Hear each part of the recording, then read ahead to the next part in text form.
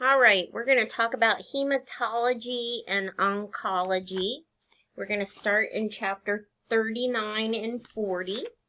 39 and 40. Chapter 39 is the assessment of the hematological system. And the first thing is going to be anemia. So anemia is the first topic. And it's the deficiency of erythrocytes. It talks about erythrocyte production on page 796. Talks about red blood cells being the largest proportion of the blood cells. And it talks about an average number, depending on our gender, our age, and our general health, is 4.2 million or 6.1 million. So 4.2 to 6.1 is what's reflected on our CBC.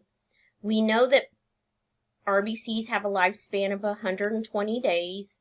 We know that they produce hemoglobin, and hemoglobin needs iron, and those molecules of iron hold the oxygen to the hemoglobin. So therefore, iron's a very essential part of hemoglobin. It also carries carbon dioxide, and it also helps maintain acid-base balance. So they are very important. And then it goes on and talks about the number of RBCs is controlled by the oxygen level in the body. If there's too many, you could have thicker blood. If there's too little, you would have thinner blood. And it talks about erythropoiesis, and that's where erythropoietin is produced by the kidney when we're in a state of hypoxia, and that erythropoietin stimulates the bone marrow to produce red blood cells to meet the oxygen needs of the body. And it also talks about there are other things important for the formation of hemoglobin in the RBCs, and that would be iron, vitamin B12, and folic acid. There's also copper, pyridoxine, cobalt, and nickel. So all of those minerals, vitamins and minerals are important. So when we don't have some of those things, we actually have a state of what we call anemia, and we have a deficiency in the amount of red blood cells that there actually are. So it's reflected in a decreased hematocrit, hemoglobin, and red blood cells. It is one of the leading hematological disorders in children, because children have a need for iron greater than adults, because there are more, they have an accelerated growth, and so that is produces a they have a increased need of iron overall.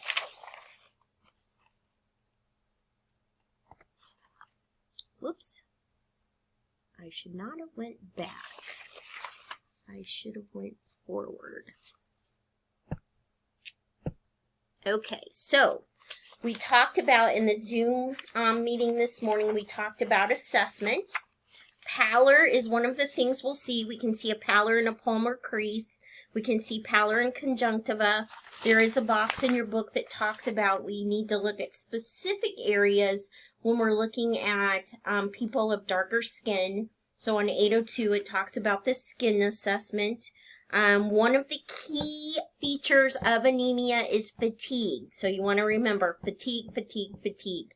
They do have exercise intolerance. They have lethargy, orthostatic hypotension. Their heart rate increases, so they have tachycardia, heart murmurs, heart failure. They have signs of bleeding, possibly, so ask them about their urine, whether it has blood in it, whether their stool has blood in it, that's called melena, or if they're having heavy menstrual periods, which is called menorrhagia. They can have dyspnea from an increase in the heart rate. It's going to cause an increase in the respiratory rate, so they may experience some dyspnea. because they're in a hypoxic state. They could experience some irritability, difficulty concentrating. Their skin might be cold, and they may be intolerant to cold, so they may be cold more often when other people are warm. There are some risk factors that are listed in your book. I would read this section on anemia in chapter 40. Some of the risk factors: it's more common worldwide among women, older adults, and people with poor diets, and people who have poor GI absorption or an inadequate diet. Some of the risk factors that we have listed are diet lacking iron, folate, and vitamin B12, a family history of some genetic diseases like sickle cell anemia, which we're going to talk about specifically, congenital hemolytic anemia, medication history of anemia producing drugs such as salicylates, thiazides, and diuretics. They may have exposure to toxic agents such as lead or insecticides. Blood loss, which we've talked about, can be acute or chronic. Medical history of kidney disorders, which we talked about, the connection with the erythropoietin.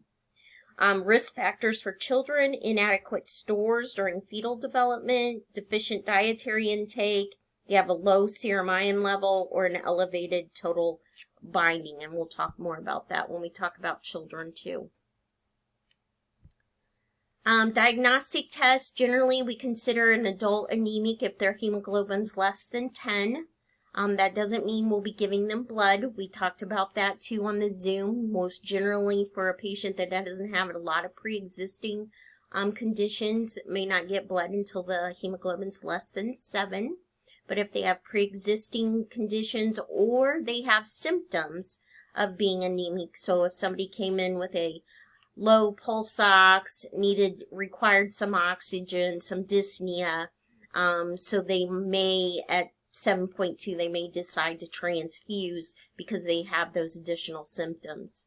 The hematocrit less than 36, red blood cells less than 4 times 10 to the 12th, which means less than 4 million.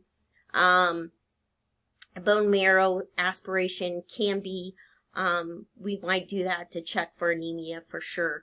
We don't do that very often, but it is one thing we could do.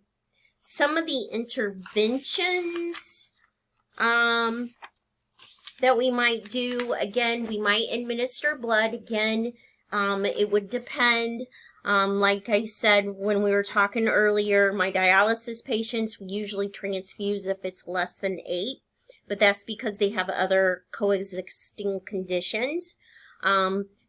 Most generally, a person like me, if I went in and my hemoglobin was 7, they probably wouldn't transfuse me unless I was dyspneic, requiring oxygen, complaining of not being able to breathe, those kinds of things. Alternate periods of rest with periods of activity or cluster care. If they have a genetic predisposition to sickle cell or congenital that's causing their anemia, we'd want to get them some genetic counseling information. If it is a sickle cell crisis, we're going to talk more about this, but those are precipitated by hypoxia, and we'll look at pain relief, hydration, and avoid activities that cause hypoxia. And then, like we talked about before, one of the reasons they might be anemic is because they have some additional bleeding.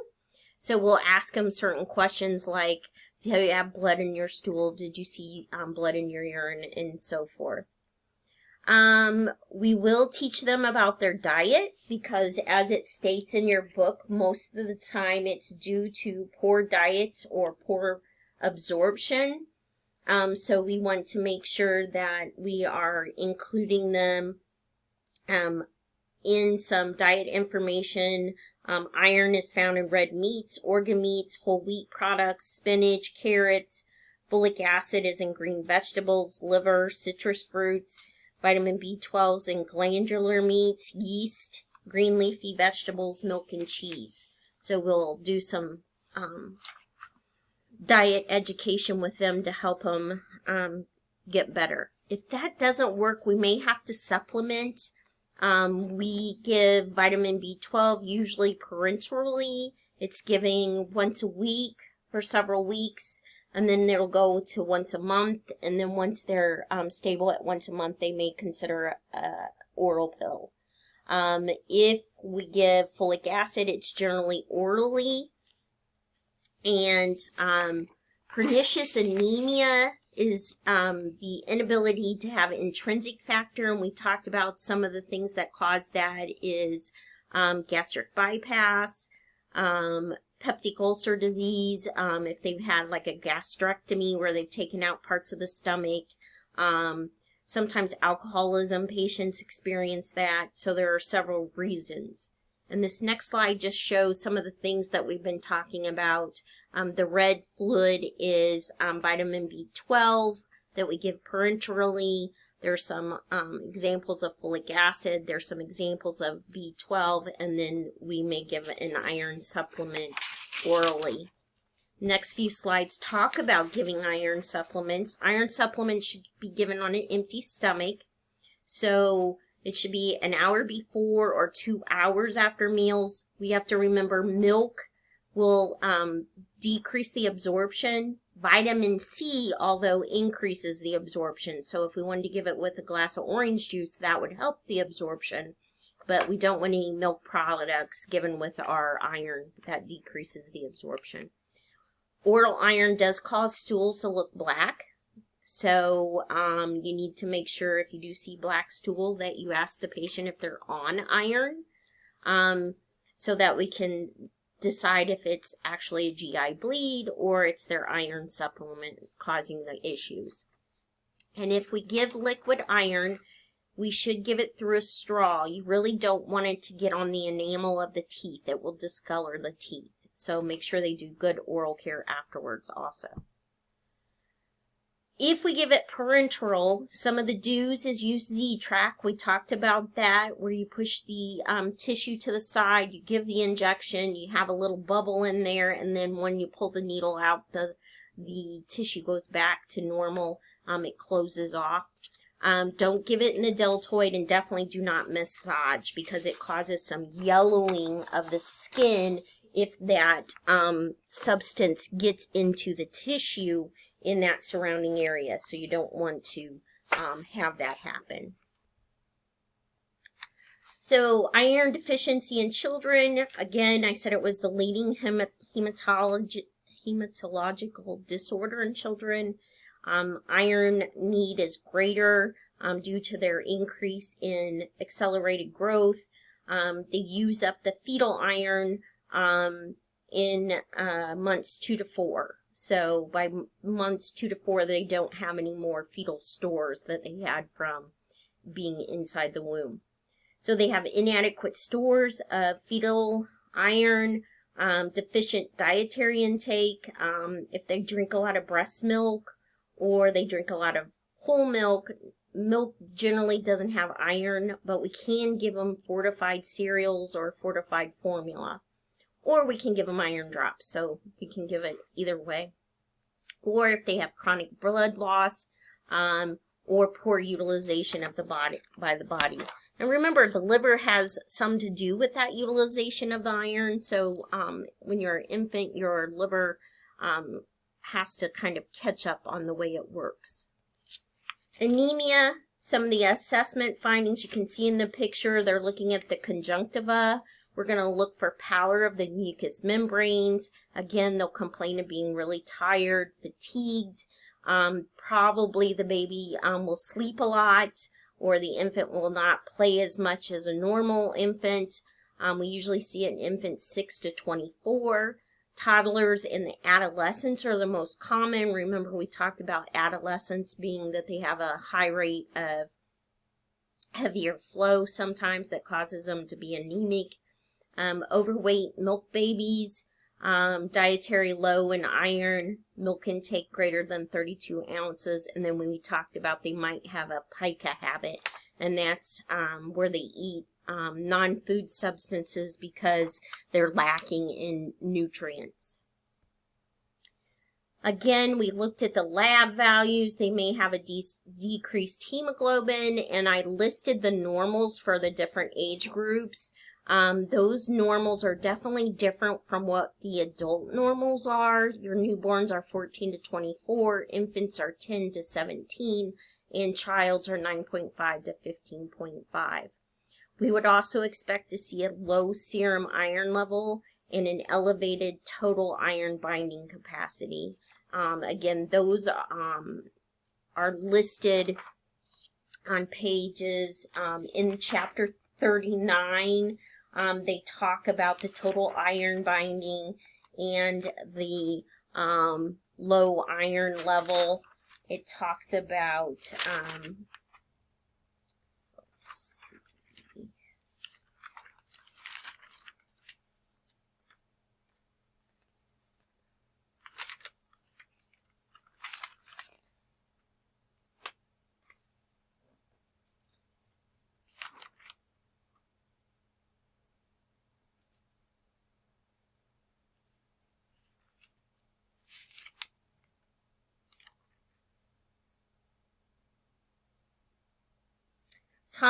the total iron binding on page 801 is where it talks about the different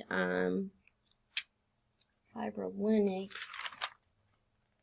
iron studies. It talks about those on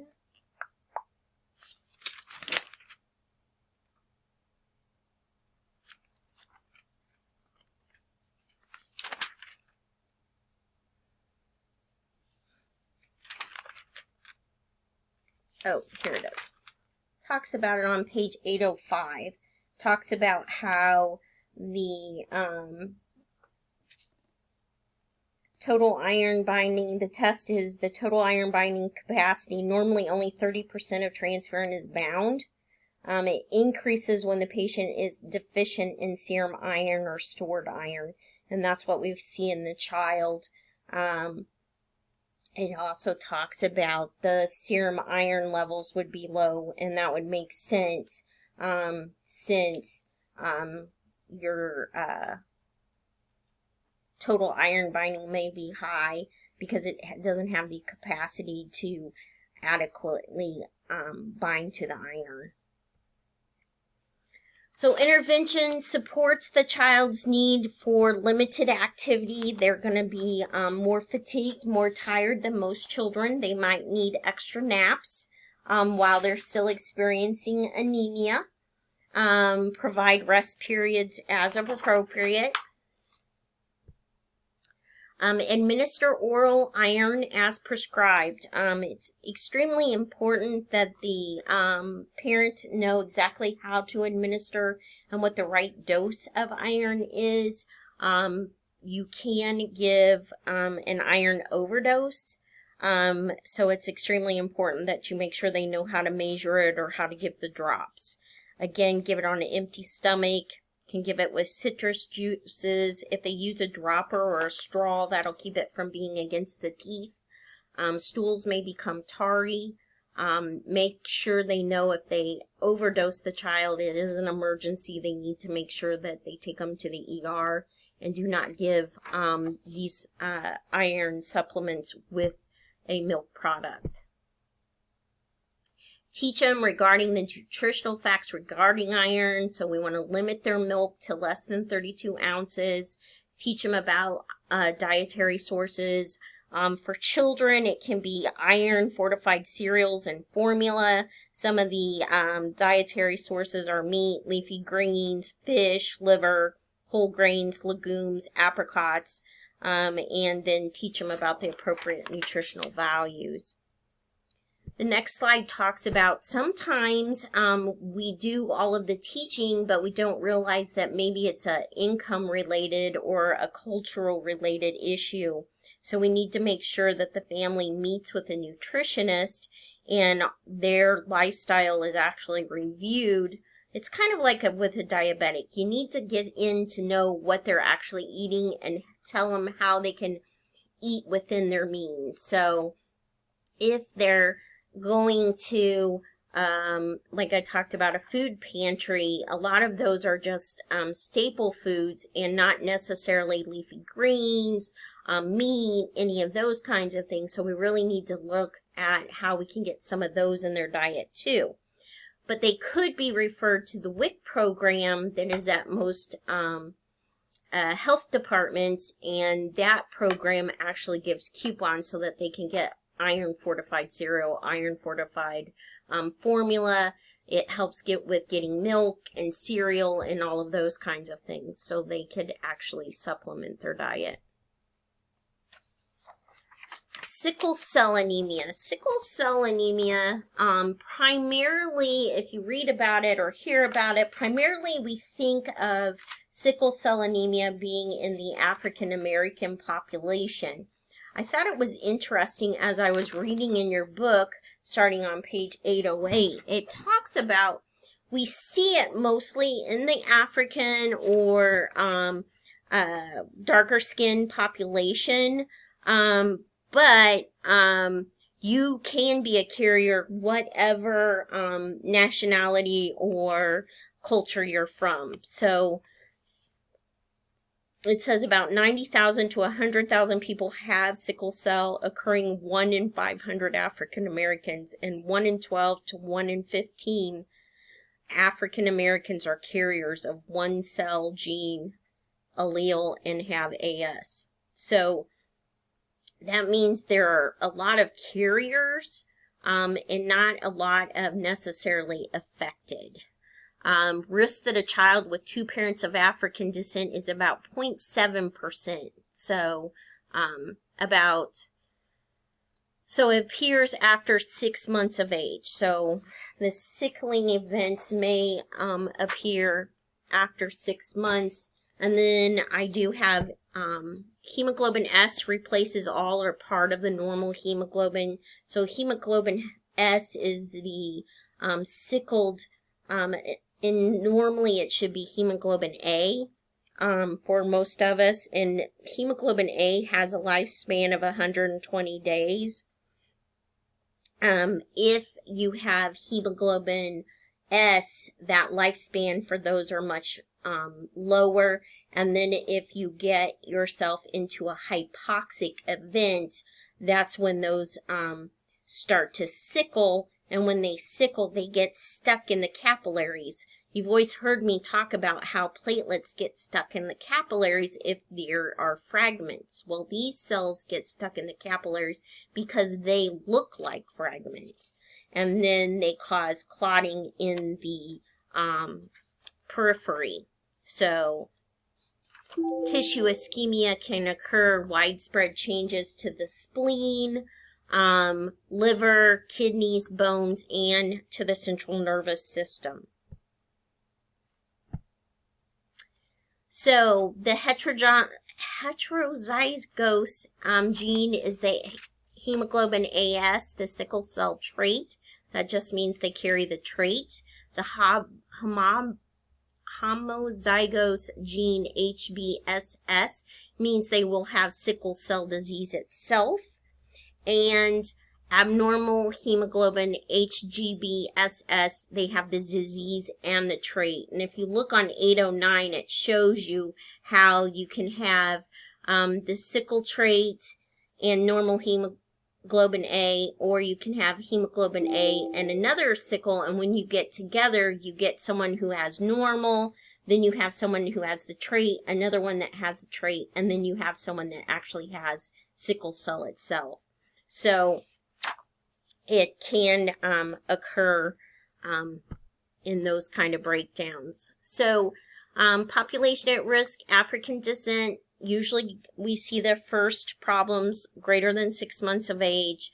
Parents with sickle cell trait of the sickle cell anemia. So they actually have the trait, but they probably not produced any, they don't have any sickle cell crisis, but they carry the trait, and they've given it to, if 1 in 4 children will have the sickle cell disease, 2 of the 4 will carry the trait, and 1 will have normal. So how do we diagnose that's what it is? We do a hemoglobin electrophoresis. And that hemoglobin electrophoresis is going to show us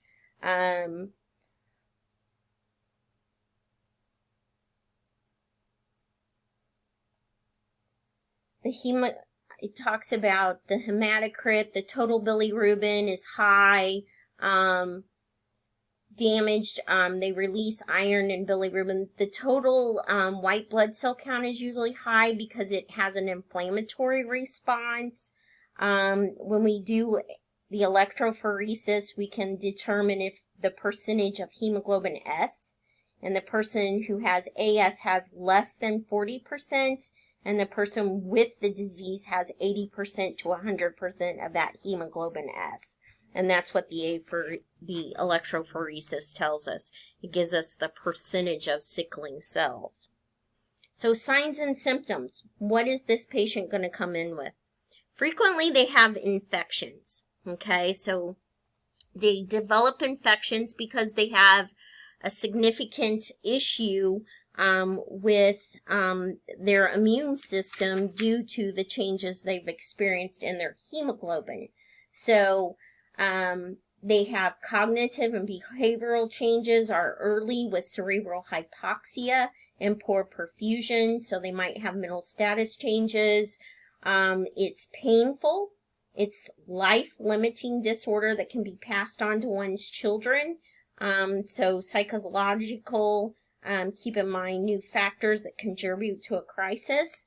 One of the biggest things is tiredness due to the anemia. They have chronic hemolytic anemia, which means they have cells that chronically break down faster than other cells, so they're anemic. They have delayed physical growth.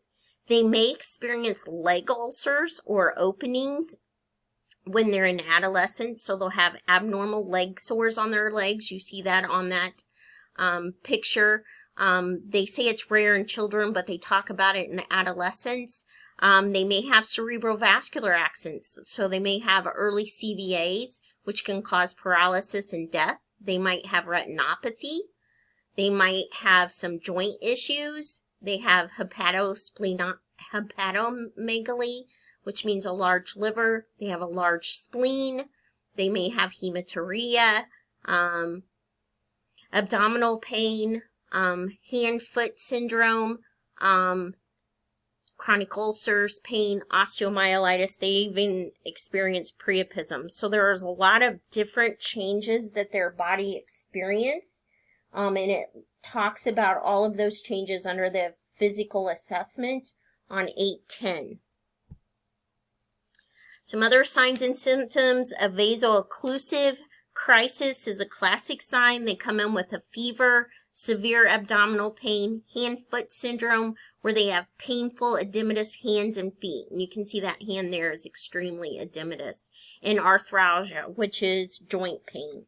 So they'll experience some joint pain. Complications from a vaso-occlusive, stroke, sepsis, acute chest syndrome, splenic sequestration, reduced visual acuity, chronic leg ulcers, cholecystitis and gallstones, delayed growth and development, delayed puberty, priapism, kidneys are unable to concentrate urine as effectively, and as the child reaches adulthood, they may have multiple organ dysfunction is very common.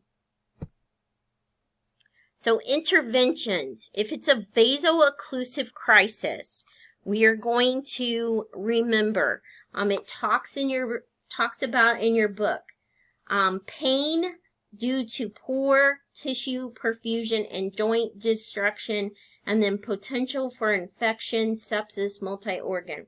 Managing the pain is going to be important. We also know putting oxygen on is going to be important. It is a hypoxic state that puts them into a vaso-occlusive crisis. So if they're hypoxic, we're going to put oxygen on, we're going to hydrate them with fluids, and we are going to treat their pain. Now, I have experienced patients with this particular problem, and I've also experienced nurses treat them like they're drug seekers, and they are not. If you can think about, all the little capillaries are plugged up, so they're having tissue necrosis in those little capillaries, so they're experiencing a lot of pain.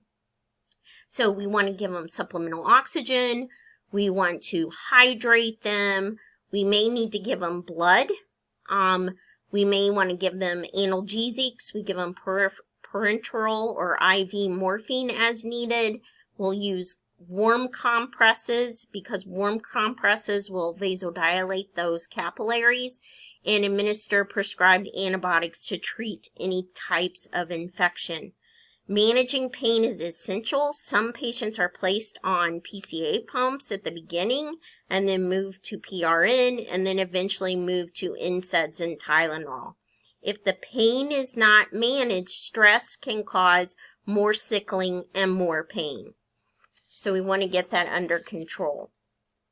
Because they are immunocompromised because of some of the changes in their spleen and some of those other things, they need to have as many vaccines as possible.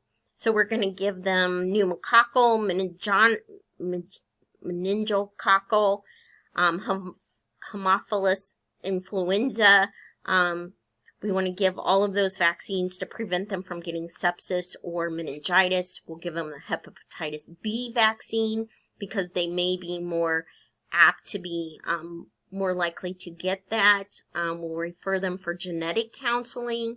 We'll support the child and the family that experience this particular chronic disease. And folic acid is one of the drugs to stimulate RBC synthesis. To prevent crises, so we want to teach them how to prevent them. They should not have strenuous exercise. So no strenuous exercise. It talks in the book not to travel to high altitudes. It says not to get into airplanes that don't have a pressurized cabin. Give them prophylactic penicillin if prescribed.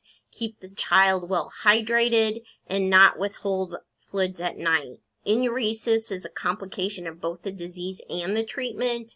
The kidneys are unable, so sometimes they do have enuresis, which is bedwetting, but we don't want to not hydrate them for long periods of time because we know dehydration causes their cells to sickle. So it will be important for them to stay well hydrated. Prophylactic penicillin helps decrease incidence of pneumococcal respiratory illnesses, and they have studies that show children with sickle cell have shown prophylactic penicillins reduce incidences of respiratory. So that would be important too. Hemophilia. Hemophilia is a disorder of clotting factors. So when you look at the clotting mechanisms, it talks about hemophilia.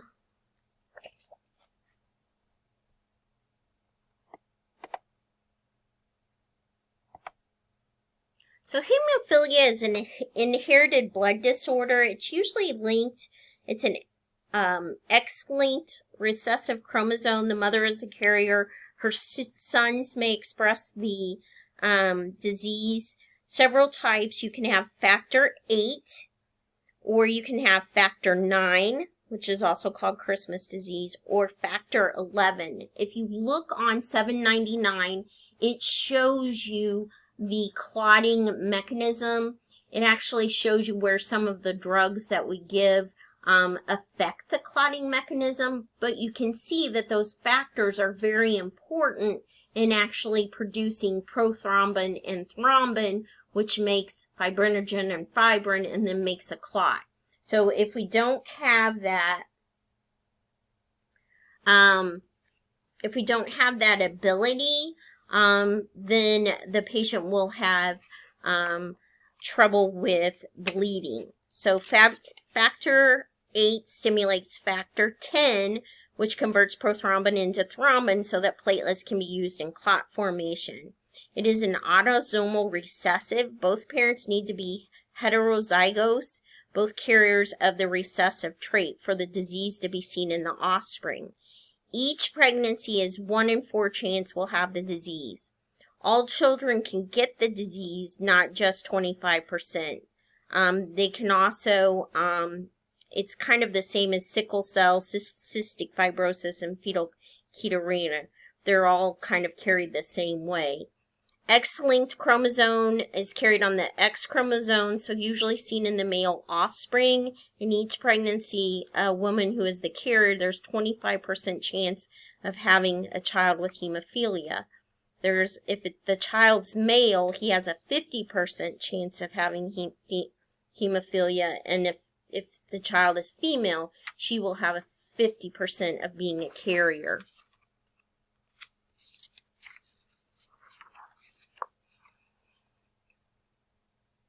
Factor activity in these particular disorders is 0 to 25%. And for a normal person, their factor activity is 50% to 200%. So they have very low factor activity in those particular factors that are actually like factor 8 or factor 9 or factor 10. So their activity there is very low, which breaks that clotting cycle, which causes some big issues for them, so they bleed.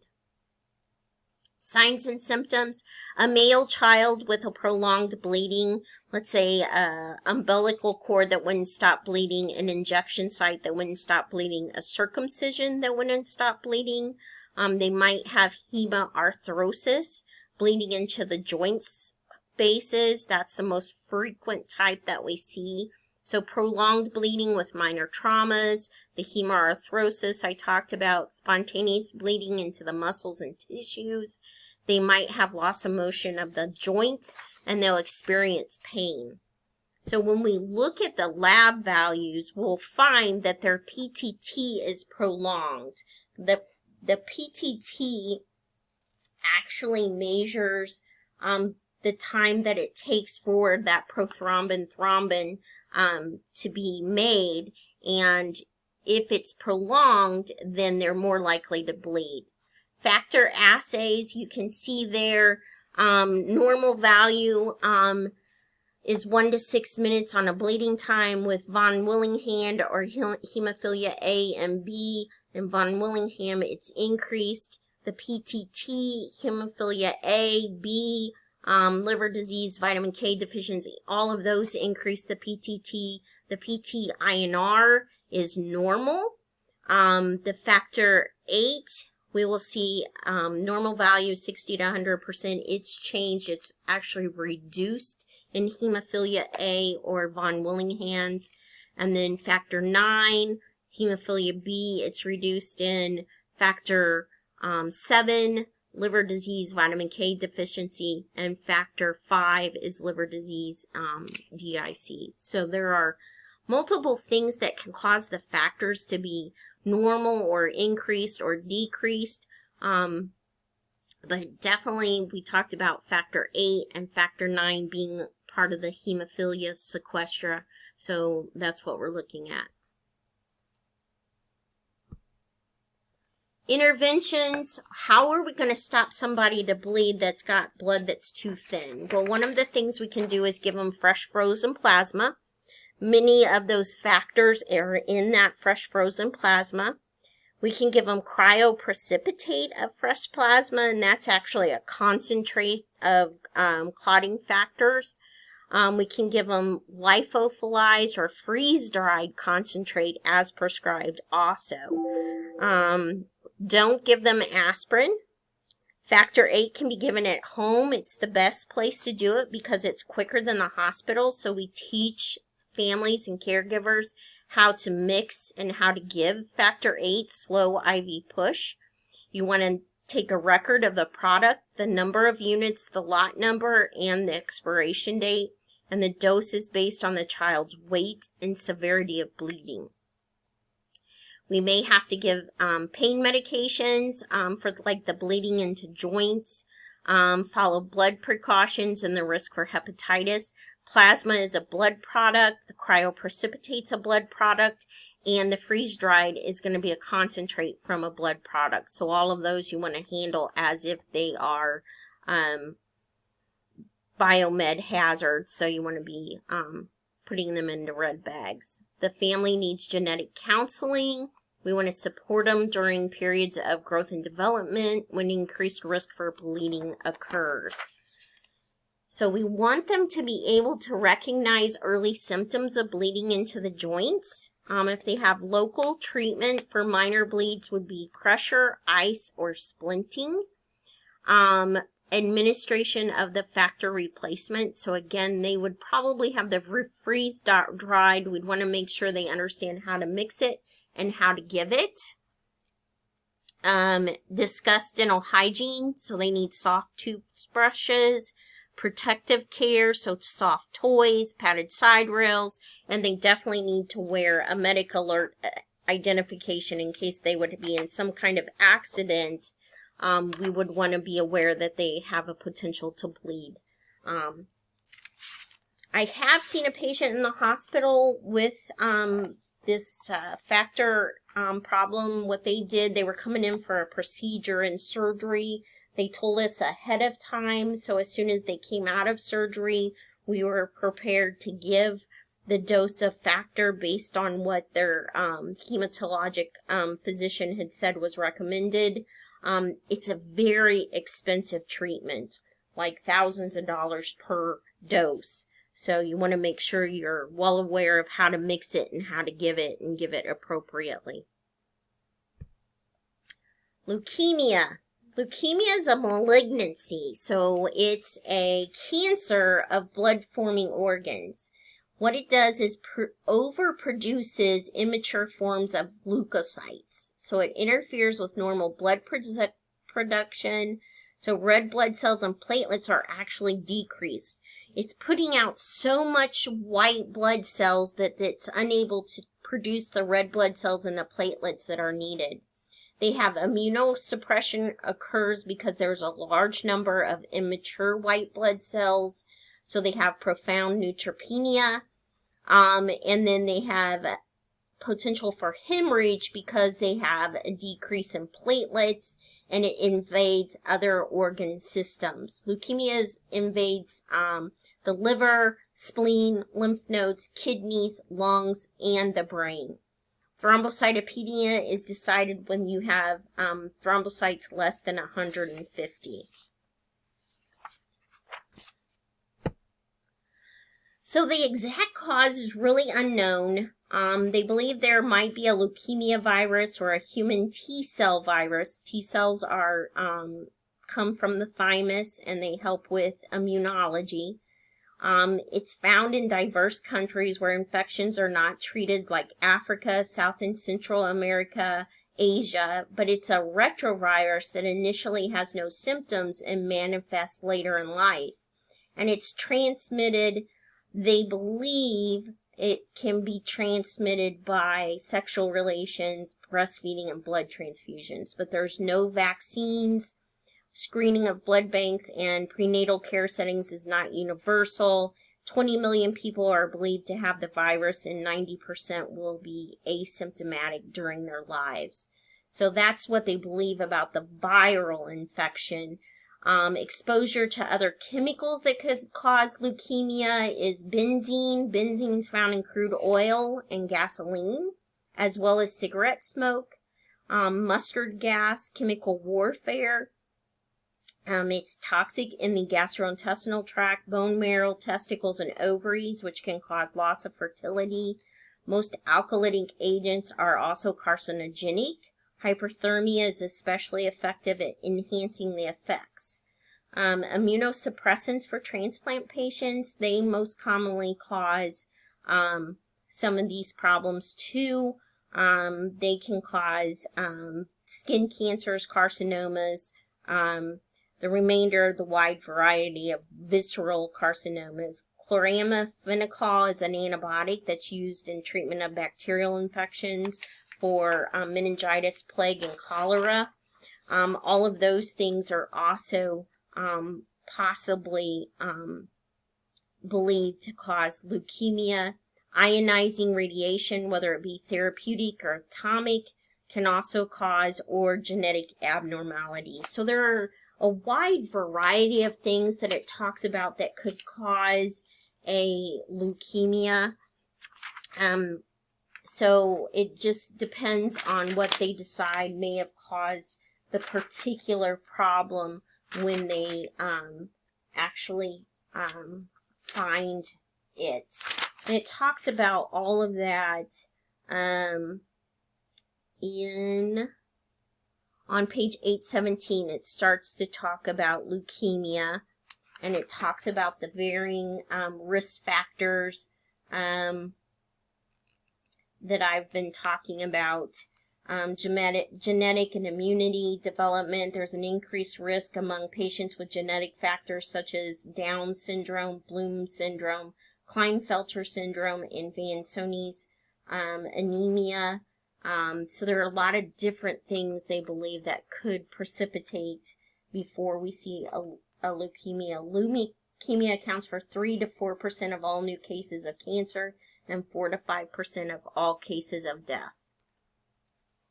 So there's varying things they believe that causes leukemia.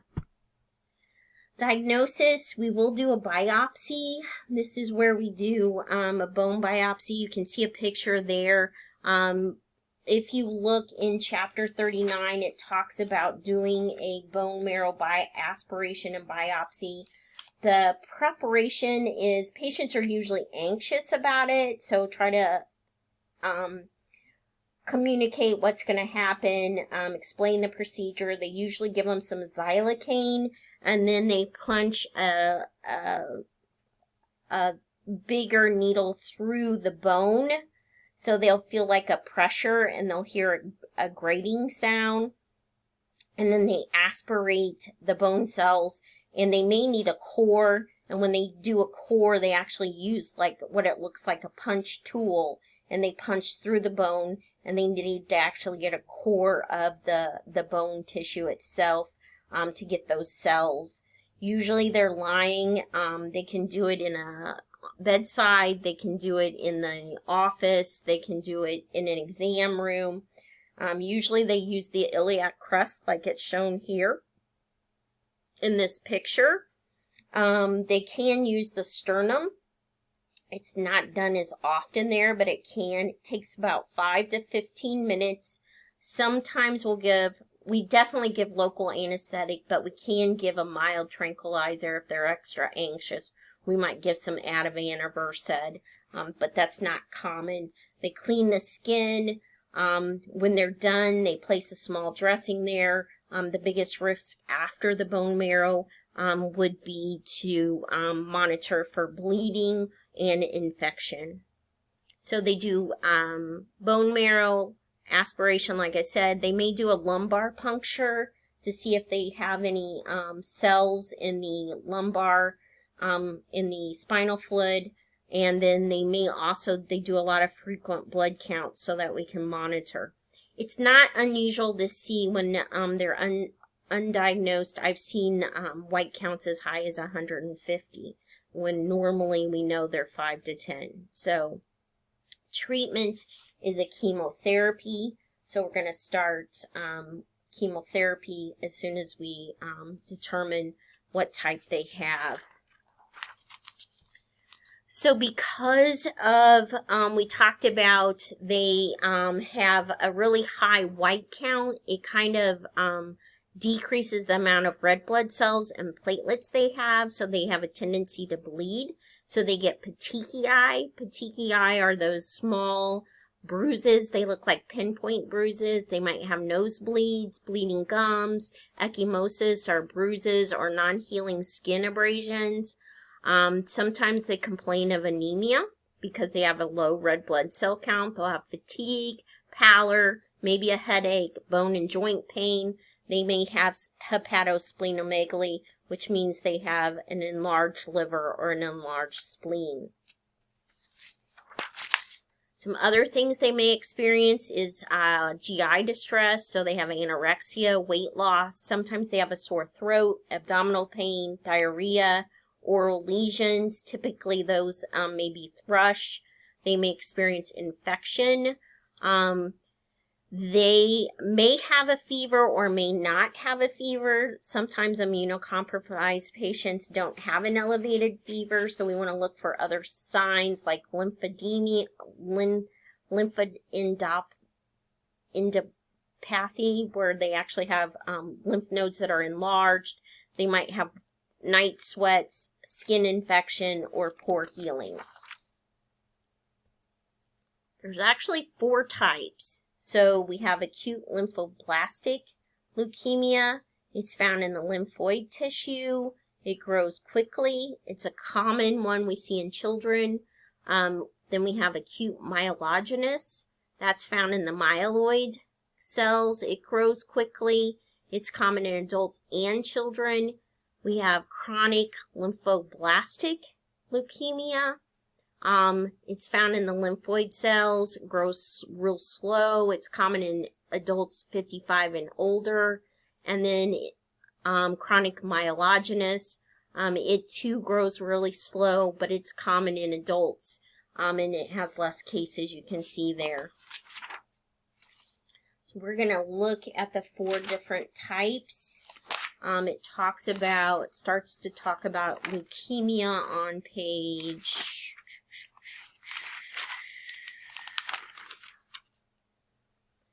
817 in your book, and it gives you a look at, on 818, it breaks the classification of types in the table 40-2.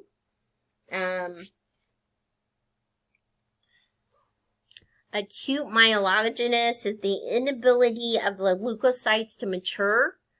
Those that do are abnormal. So it's, you've got leukocytes that are not unable to mature, so they occurs anytime in the life cycle. Onset is insidious. It grows slowly, gradually, but it has really harmful effects. It's the second common type of leukemia in children. White blood cells, also called leukocytes, are the cells of the immune system that are involved in protecting the body against both infectious disease and foreign invaders. So acute myelogenous, AML, it talks about in your book, is the most common in adults, has 8 subtypes. Prognosis is usually poor. 5-year survival is about 20%. Overall, 50% in children.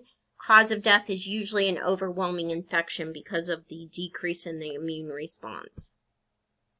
Chronic myelogenous leukemia is an abnormal production of granulocytes.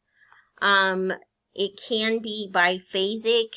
Chronic lasts approximately 3 years. An acute phase may last 2 to 3 months. So you can have an acute phase, but then it can go into a chronic phase. It occurs in young to middle-aged adults. Some of the known causes is the ionizing radiation we talked about and chemical exposure, basophils. You see changes in, chronic myelogenous, forms about 20% of the adult onset leukemias, occurs most often after age 50. Usually we see a Philadelphia chromosome positive. Has 3 phases. The blast phase is very aggressive with high percentage of blast. Accelerated is more rapid growing with more severe manifestations.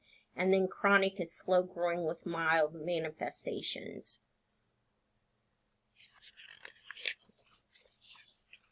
Again, prognosis is poor. 5-year survival is about 37%. Some of the treatment is conservative. The conservative treatment may include some oral anti-neoplastics, where we give hydroxyurea. Interferon causes alopecia, flu-like symptoms. It modulates the response of the immune system to viruses, bacteria, cancer. They boost the immune system response and reduce the growth of cancer cells by regulating the action of genes. We can give imatinib, mesylite. It also interferes with growth of cancer cells. It treats certain types of leukemia, such as the ones that are Philadelphia chromosome positive. It is also used to treat tumors of the stomach and digestive system.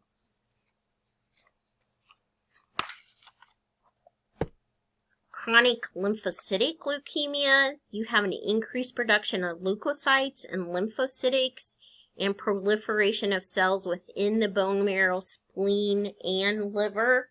You can see on that chart, it's the most common chronic leukemia in adults, occurs most often after age 50, is associated with some genetic predisposition. Survival, 5-year survival is 73%. A lot of times they're asymptomatic and they're not treated.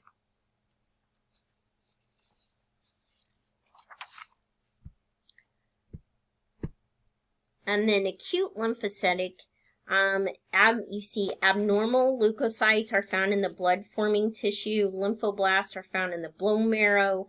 Blast cells are found in the peripheral blood.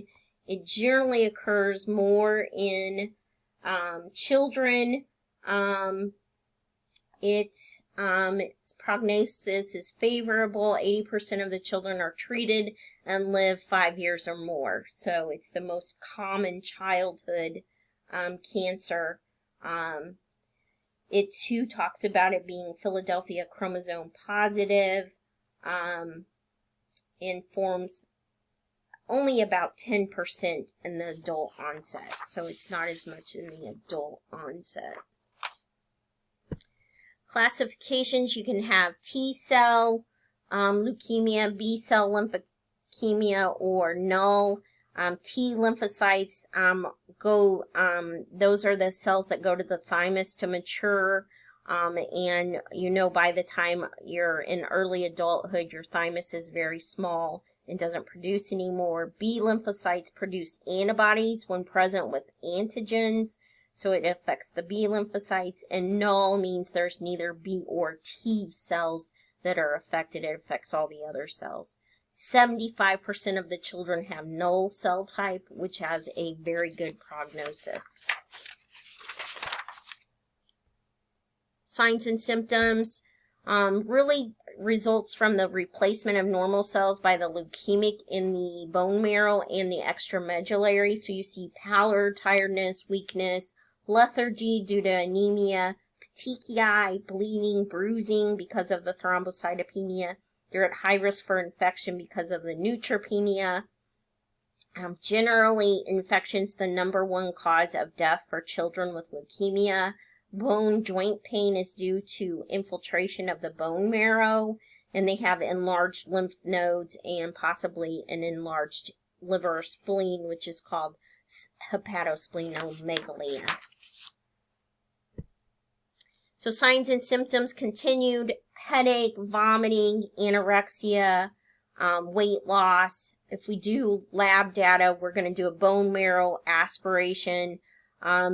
Remember, if we're doing bone marrow aspirations, it can be conscious or unconscious on the child. You're going to tend to be more likely to look at sedation if it's not going to be harmful to the child, because of the inability to get the child to lay still and move through all of those processes. So it would depend on their age. Nursing interventions, we're going to monitor their white count daily and inform the physician of that white count. And we're also going to look at their absolute neutrophil count. Generally, when we give somebody chemotherapy, we tell them what the nadir is. And the nadir is when the chemotherapy is at its peak, and it's going to cause the most bone marrow suppression at that time, so the white blood cell counts are going to be decreased to the lowest at that particular time. So if you got chemotherapy today, and I know the chemotherapy, I would say to you, in 7 days, your white count's going to be the lowest it's going to be from this chemotherapy. So in 7 days, I would teach the patient that that's the highest risk of immunocompromise. So I would expect that they would stay in and away from extra people to keep themselves from catching any infection. An absolute neutrophil count, the way you figure that is you take the white blood cell count times the segs divided by 100. And most generally when you see segs, they're already in a percent. If you take a number divided into 100, that gives you the percentage plus the bands divided into 100, which again gives you a percentage. So it's the white blood cells times the 26% plus the 5%. So that's 0.31. And your white blood cell count is, on this one, it's 1,000. So 1,000 or 11,000. So you have 11,000 and you take that times 31%. So 11,000 times 0.31 equals 3410. So that would be your absolute neutrophil count. You normally want it to be 1.5 to 8. So 1.5 to 8. So this one's 3410. So that would be actually 3.4. So this one is normal. Okay? This one is normal. If it would be less than 1.5, we would have to put them into neutropenic precautions. Okay? So, I want you to know that this is something you need to know. So you need to know how to figure an absolute neutrophil count.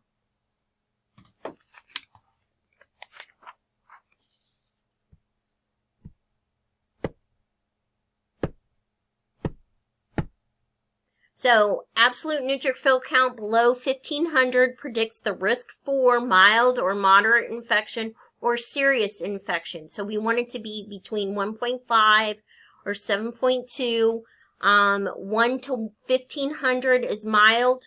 5 to 1,000 is moderate. And less than 5 is life-threatening. So, that would be 0.5 neutrophils. That's life-threatening.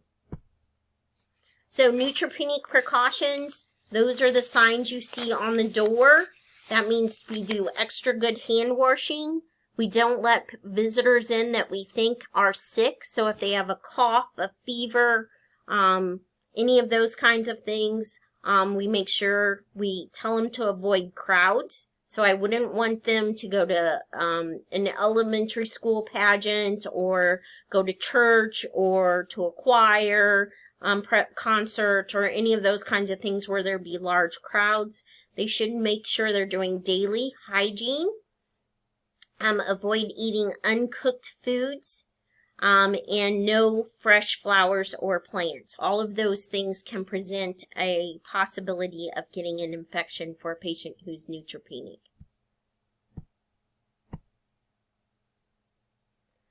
We're going to monitor their vital signs very frequently, note their baseline, report fever. Usually a temp is greater than 100.5. I worked on an oncology floor for several years, and the cancer doc would say, call me if the temp is 100.5 or greater. Not 99.5 or greater, but 100.5 or greater. So make sure you know what the parameters are wherever you're working. Antibiotics, we're probably going to give them antibiotics. We may, if they are in that severe infection, they may get things like vancomycin, gentamicin, tobramycin. All of those need peaks and troughs drawn.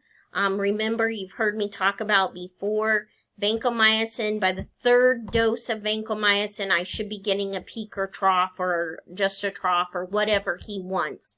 But you need to sometimes be the person that says, hey, this is my third dose of vancomycin. I see we haven't drawn any lab work. Would you like me to draw some lab work? So obtain peaks and troughs.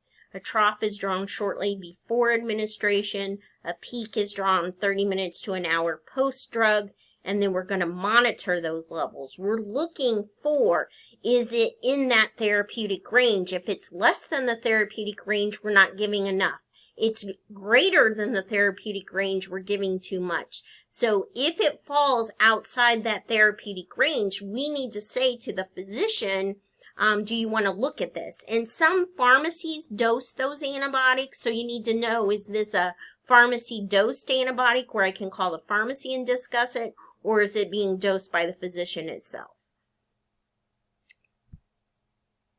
Oral hygiene is going to be important.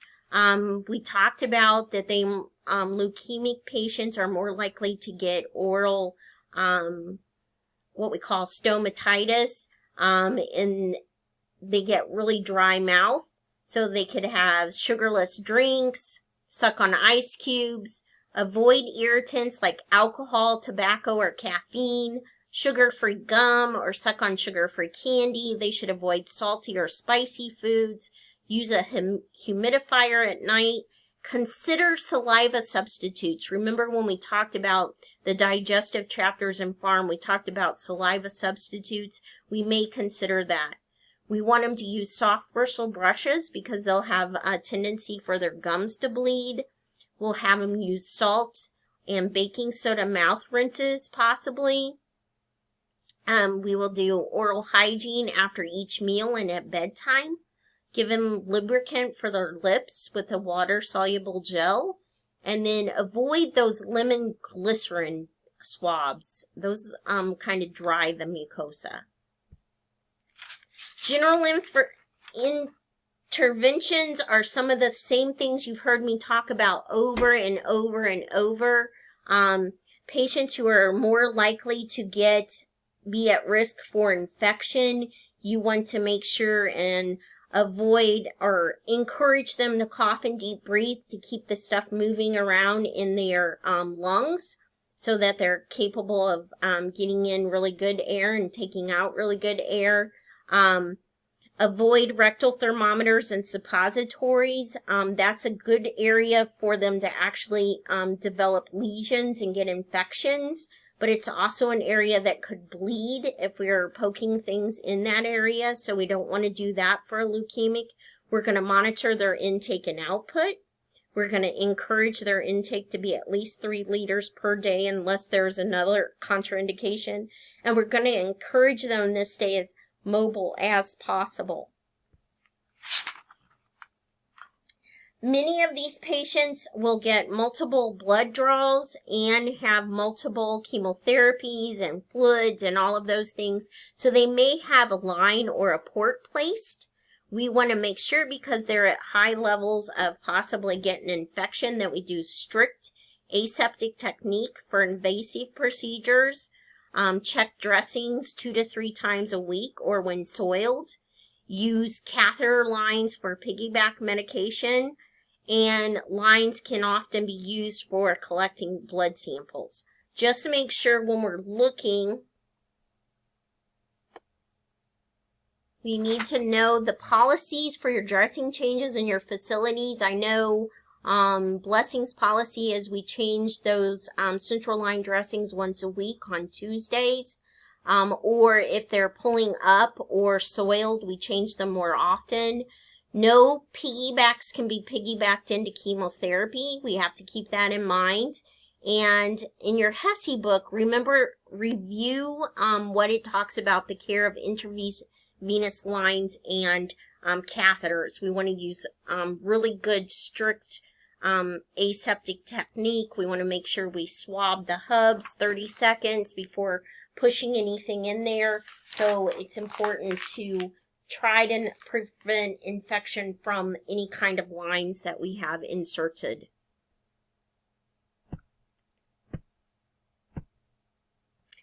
They have the potential of bleeding because they have thrombocytopenia. So we want to protect them. So to protect them, we are going to put them in bleeding precautions. We're going to handle them very carefully. If I had to get somebody up to the wheelchair that was on thrombocytopenia precautions, I would make sure that I wouldn't want them to bump their legs or bump their arms or any of those kinds of things because they're more likely to bruise. So you want to use extra caution when you're actually helping them move. Avoid needle sticks. We want to use the smallest needle possible. Hold for 10 minutes after needle sticks. They should use an electric razor. They should avoid blowing or picking their nose. You know, I've talked about before, one of the biggest things that causes nosebleeds is picking your nose. Assess them for signs of bleeding. So look at their gums, look at their arms and legs for bruising. And avoid use of salicylates because we know salicylates are going to decrease platelet aggregation. The lower the platelet count, the greater the risk. So yes, we've seen patients with 100,000 platelet count. They're not as at great at risk as somebody who has a 20,000. 20,000 is going to be the lowest at the greatest risk. So the lower it gets, the greatest risk of hemorrhage. One of the biggest things would be safety. We would not want anybody to fall who has a low platelet count. They may possibly get cerebral hemorrhage. Do you think we want them to floss their teeth? No, we don't want them flossing their teeth because that's going to do what? That's going to cause abrasion between the teeth and maybe cause their gums to bleed. So we don't want to do that.